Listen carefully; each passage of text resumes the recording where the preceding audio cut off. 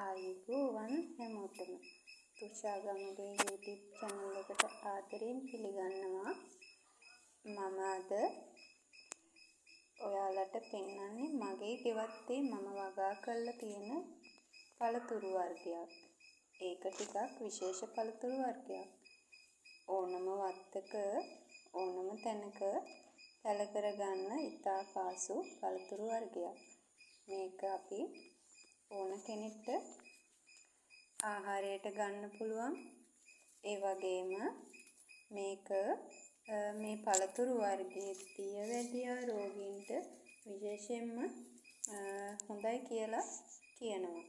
ඒ වගේම තමයි මේක ඉංග්‍රීසියෙන් මේ පළතුරු වර්ගයට කියන්නේ ස්ටාර් ෆෘට් කියලා. ඉතින් මම මේ අපේ ගෙවත්තේ මේක වගා කරලා තියෙනවා.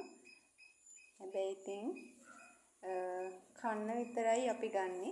අනිත් ඒවා සත්තු කාලේ යනවා. මේක විකුණන්නත් පුළුවන්. මේකේ ජූස් තියෙනවා හරිම රසයි. ජූස් හදන්න මම දැකලා තියෙනවා පුංචි ව්‍යාපාර කරන අය මේ කාමරංග ජූස් හදනවා. ඔයාලත් උත්සාහ කරලා බලන්න. එහෙනම් ගිහින් එන්න. ස්තුතියි මාව අහන් හිටියට.